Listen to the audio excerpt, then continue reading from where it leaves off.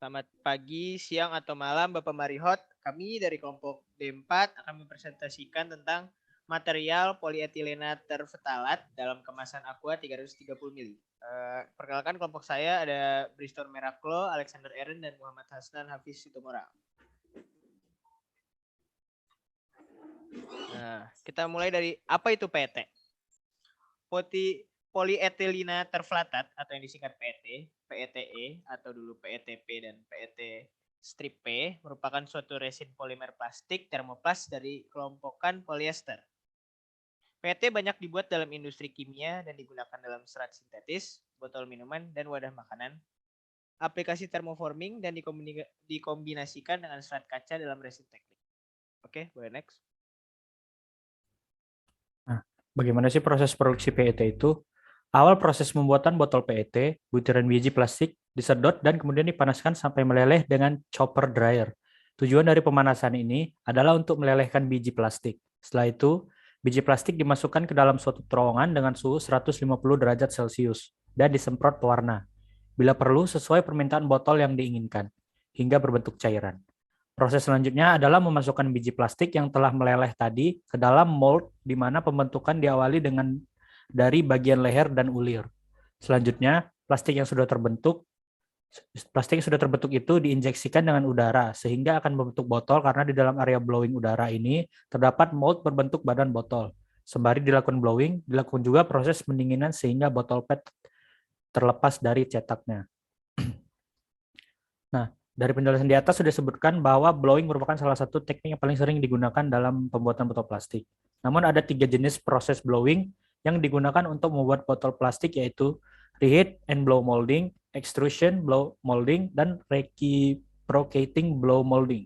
Untuk reheat and blow molding merupakan proses pembuatan botol injection molding, di mana biji plastik dimasukkan ke dalam barel mesin injection molding, di mana plastik dipanaskan hingga meleleh. Yang kedua ada extrusion blow molding. Extrusion blow molding menggabungkan proses parison dan proses blow molding pada satu tahap. Dalam proses extrusion blow molding, parison dibentuk secara vertikal dan ketebalan dindingnya bervariasi. Yang ketiga ada reciprocating blow molding. Proses manufaktur lainnya adalah dengan menggunakan mesin reciprocating blow molding. Mesin ini menggerakkan skru secara linear di dalam injektor barel untuk mengumpulkan shot. Kemudian skru akan mendorong shot di atas mandrel untuk membuat parison untuk selanjutnya dibentuk menjadi botol plastik. Dan selanjutnya kami akan menampilkan video dalam proses pembuatan botol plastik. Selain limbah botol kaca, limbah botol plastik juga sering jadi masalah sulit terurai secara alami. Bagusnya sih sampah plastik didaur ulang supaya nggak mencemari lingkungan. Salah satu jenis sampah plastik yang bisa didaur ulang adalah sampah plastik berjenis PET atau polyethylene terephthalate. Yap, plastik dengan kode angka 1 ini paling banyak digunakan sebagai kemasan air minum sekali pakai. Botol plastik berjenis PET yang didaur ulang lagi dikenal juga dengan sebutan botol rPET. Sejak tahun 2008 lalu, pabrik ini menjadi pabrik pertama di Indonesia yang mulai mengolah sampah botol plastik jenis PET menjadi botol plastik daur ulang. Serpihan botol plastik yang baru datang perlu disortir terlebih dahulu. Dengan mesin ini, serpihan plastik PET murni dipisahkan dengan material-material keras seperti leher botol, bebatuan, dan kotoran padat lainnya. Pelet inilah yang menjadi bahan utama pembuat botol plastik daur ulang nantinya.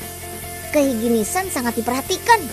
Jadi dari awal proses pencucian sampai dengan pembentukan pelet, nggak ada tuh kontak langsung dengan manusia. Oh iya, perlu teman-teman tahu nih, untuk mendapatkan kualitas botol daur ulang yang baik, diperlukan uji kualitas dari setiap proses yang dihasilkan. Pertama, ada uji kandungan air pada serpihan botol plastik. Pastikan kandungan air nggak boleh lebih dari 1%. Kalau lebih, botol yang dihasilkan bisa berwarna belang seperti berkabut gitu deh. Lalu kedua, ada uji warna dari pelet yang sudah jadi. Warna dari pelet nggak boleh terlalu gelap, karena bakal mempengaruhi warna botol nantinya. Dan terakhir, ada uji viskositas atau kekentalan pelet saat dilelehkan. Kekentalan ini bakal mempengaruhi pembentukan dan kekuatan botol nantinya. Sip deh, pelet selanjutnya siap dibentuk menjadi bakal botol plastik daur ulang nih, atau di sini sebutannya preform. Dengan bantuan mesin injeksi, pelet dicetak jadi bentuk tabung panjang kayak gini. Bakal botol seperti inilah yang kemudian siap untuk dibawa ke pabrik pengisian air minum dalam kemasan nantinya untuk dibentuk dan diisi dengan air minum deh. Satu persatu, bakal botol berbaris melewati pemanas dan masuk ke dalam cetakan. Di dalam cetakan inilah bakal botol yang sudah melunak saat dipanaskan tadi ditiup dengan udara bertekanan sampai mengembang.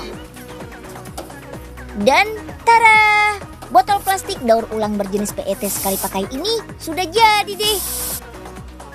Nah, gimana? Walaupun plastik jenis PET disarankan untuk digunakan sekali pakai dan berbahaya kalau dipakai berulang secara langsung.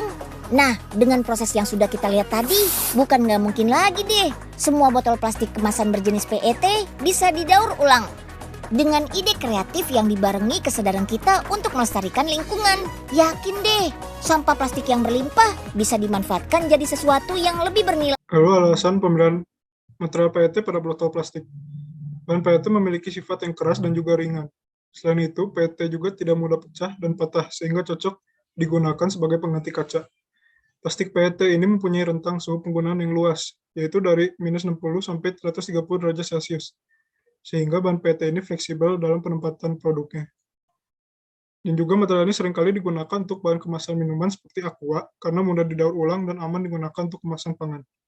Material plastik ini juga memiliki ketahanan terhadap bahan kimia, sehingga jika suatu kemasan minuman terkena bahan kimia, maka minuman di dalamnya akan aman. Produk ini juga bisa menjadi bahan daur ulang, karena botol PET terbuat dari salah satu dari sedikit polimer yang dapat dibentuk menjadi botol yang baru hingga berkali-kali.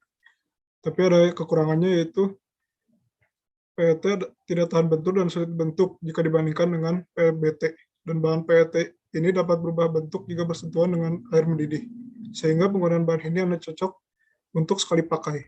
Meskipun cukup aman dan tidak mengandung BPA, namun kontak dengan suhu panas dapat meracuni makanan dengan antimon dan metaloid beracun.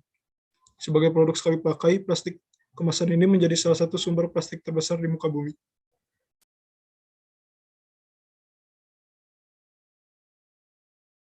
Ya, sekarang kesimpulannya adalah polyethylene tereftalat adalah sebuah serat sintetis yang termasuk kelompok dari anggota polyester polimer yang terbuat dari etilen glikogen dan asam tereftalat.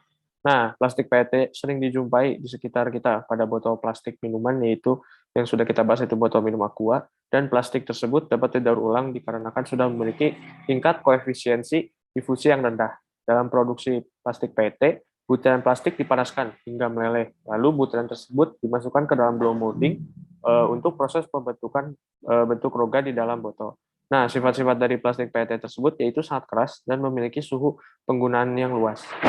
Plastik PET memiliki kelemahan, yaitu sedikit sulit terbentuk dan terkena suhu yang panas. Dari sisi produksi, salah satu keuntungan dari plastik PET adalah menggunakan proses blow molding yang membutuhkan biaya produksi yang relatif lebih murah. Sekian dari presentasi kami. Terima kasih.